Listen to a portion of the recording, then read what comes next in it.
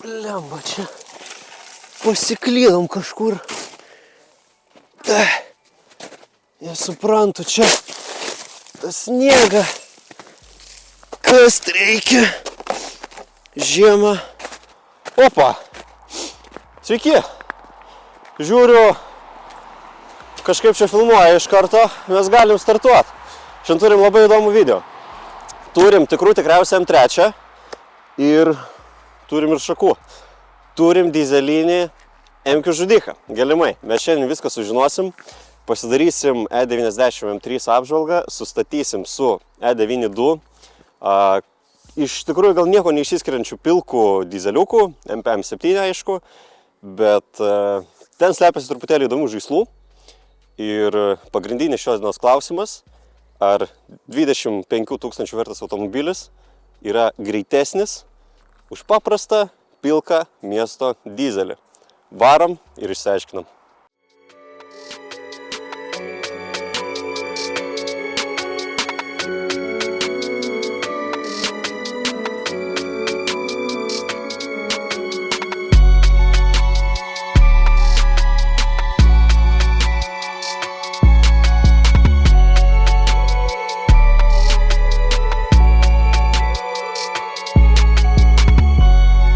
Nu ką, turbūt važiuojam iš karto prie visiems labiausiai įdomus automobilio, nes prieš kelis mėnesius tyzinom jūs su netikru M3 ir šį kartą turim tikriausiai M3, tai visgi nemelavom ir M3 turim. Gal ne visai tas, kurio gal tikėjomės, nesitikėjom, bet labai trumpai.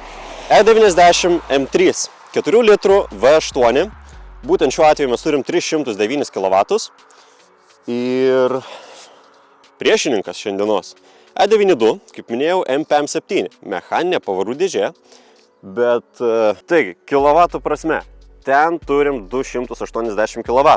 Realiai skirtumas yra vos 29 kW ir aš iš karto darau statymą. Jeigu tik dizelinis žvėris sukimba, kadangi mes esame aplinkoj, saugioj, suderintoj, su visom apsaugom, mes galim ištestuoti ir greičius, tai mano statymas. Ten dėsim M-kį. Žudysim kai nieko. Bet iki 130 km/h. O tada aš manau, kad M-kė parodys visgi savo kilovatus, parodys savo galią. Ir aišku, iš tau netrukus išsiaiškinsim. O dabar galim truputėlį iš arčiau pasižiūrėti automobilius. Palygint gal tuos skirtumus, nes visgi turim kupą priekį. Kaip ir viskas tas pats, bet vienur atsiranda daugiau durų. Tiek ir turiu. Tai ką mes turim po kapotu? Šiaip iš tikrųjų apgavom 2 litrų dizelis. Tikriausias V8 ir turbūt jeigu domitės šitais automobiliais, tai žinot, kad tai yra vienintelis M serijos automobilis, kuris turėjo V8. M5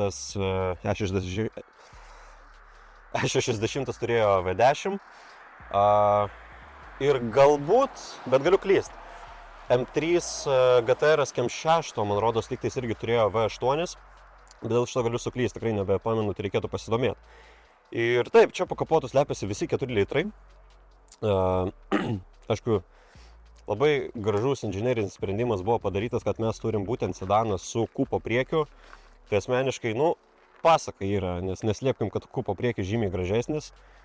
Bet man širdeliai sedano kėbulas vis tiek yra tas dalykas. Ką mes turim salone? Turim labai gražų M-kinį vairiuką, aišku, su tikrom lapkytėm. Čia jums ne AliExpressas. Tikra napo oda. Va čia yra visai smagu, yra visai faina. Kaip ir galima turbūt pavadinti, kad tai yra automatinė pavarų dėžė. Aišku, jam komplektacija standartiškai ateina individual audio. Šitą galim patvirtinti. Juodos lubos, stoglangis ir kiek čia dar tų skirtumų nuo standartinio E90 realiai nėra. Tai nežinau, ką daugiau sakyti. Iš tikrųjų, tai yra tas automobilis, kur man tai irgi buvo svajonė ir dabar sėdint savo svajoniai ateina toks, jo mes turim M3, bet tai kažkodėl šiais laikais, šiais metais jau yra šioks toks nusivylimas, netgi pasakyčiau. Kodėl? Mes to viską išsiaiškinsim. O dabar manau, kad kūriam, pasiklausom garso ir varom protestuosim.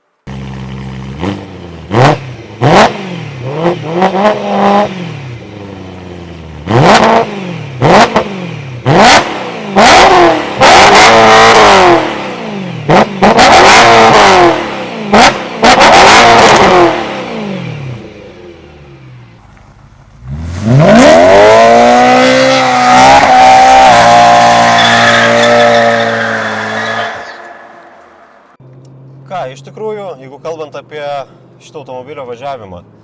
Realiai, su laiku manau, kad pradeda atsibost garsas. Aišku, reikėtų pagalvoti, kad šitas automobilis vis tiek yra atkeliavęs iš Amerikos ir kažkur pakeliui buvo pamesti katalizatoriai. Nu, aišku, negalima stebėtis ir tikėtis, kad iš Amerikos pargrįžta su pilna komplektacija. Bet iš tikrųjų šiaip, nu kas, jeigu važiuoji ramiai, nusimažini, ta prasme, visus jautrumus, tu važiuoji kaip su paprastu tiesiog E9. Vienintelis dalykas, kas skiriasi, tai garsas. Bet irgi, kas turi 3.5, kas turi 2.5, 3 litrus benzus, jeigu jūs kažką pasidarot su išmetimais, jūs turite realiai vos ne tą patį garsumą. Aišku, V8 turi savo skambesį, bet garsas yra pats garsas.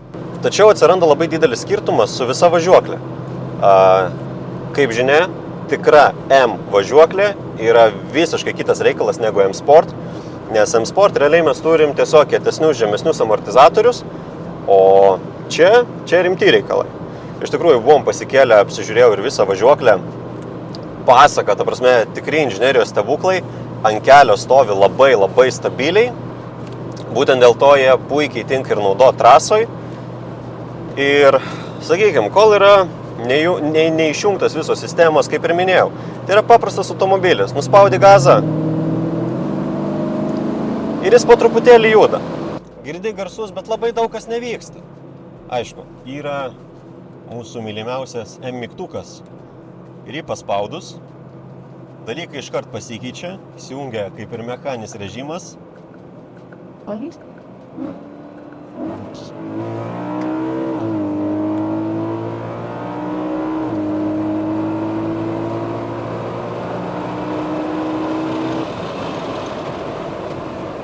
Ir mūsų M-kė atgyja.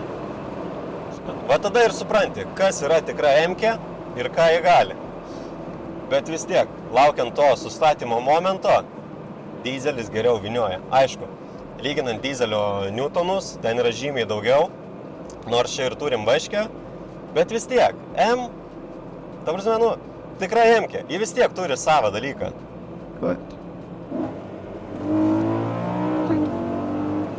Ir kaip sakiau, posūkiuose mes stovim labai stabiliai, taigi visiškai nėra baisu vairuot, nėra baisu prasispaust. Tai ką, M-kutė pasidžiaugiam, o dabar kita M-kė, MP7. Aišku, čia šiaip nėra ką filmuoti, nes visi žino, kaip dizelis kūrėsi. O gal tai prikolas bus neužsikurs?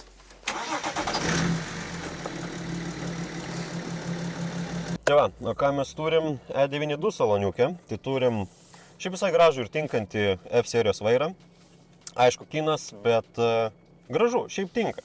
Kiek važinėjau, visai smagus, aišku, tos lapkės ant mechano, tai labai durnas dalykas. Turim Androidą, liečiamų ekraniukų, tai čia galima žaisti, durniuoti ir panašiai. Mechaninė pavarų dėžė, kas iš tikrųjų su tiek kilovatų yra agresyvų ir pavojinga. Turim M-kinius, mėlynus mygtukus. Čia ne patys dėjom, čia praeiti savininkai.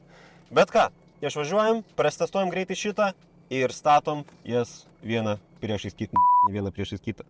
Vieną su kita statom, žodžiu. Varom.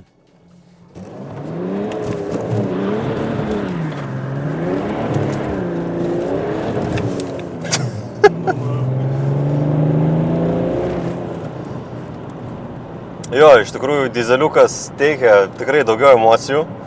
Nežinau, man iš tikrųjų ir šypsenų netgi daugiau kelia. Tai va, ir iš tikrųjų, nu vėlgi, kaip ir tai yra pilkas miesto dizelis, bet už minus gazai suteikia emocijos. Tai čia nėra daug ką pasakoti iš tikrųjų, čia yra paprasta važiuoklė, į galinį tiltą sudėtas poliuretanas, ta prasme į patį tiltą. Dėl to vis tiek kėbulas jaučiasi kaip standesnis, ta prasme iš važiuoklės pusės valdomesnis nei paprastas kupas. Ir manau, kad grįžtam mūsų starto vietą, sustatom su M-kė ir žiūrim, ar visgi M-kė už 25 tūkstančius yra verta tų pinigų, ar pilkas miesto dizelis už 7 tūkstančius padės tą M-kė.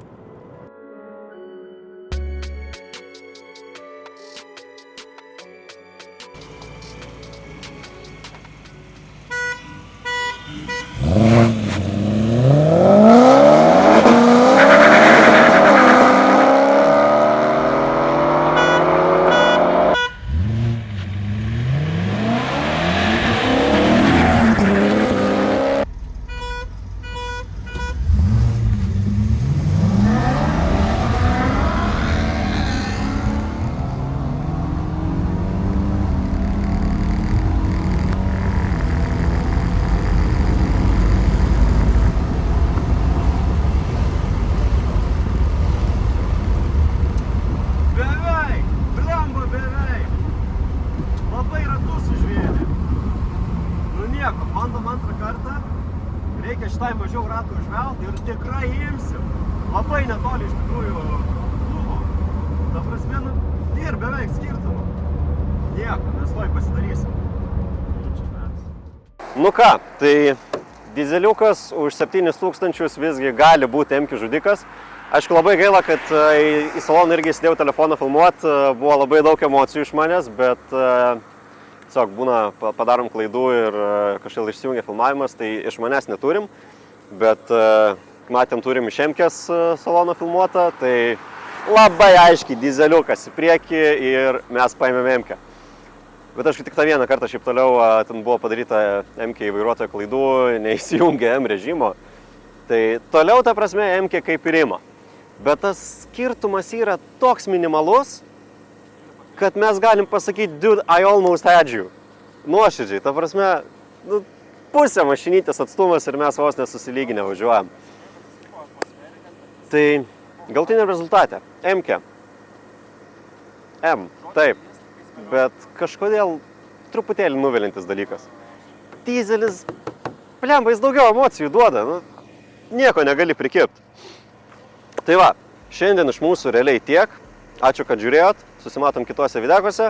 Paspauskit laiką, užsiprenumeruokit ir iki sekančio.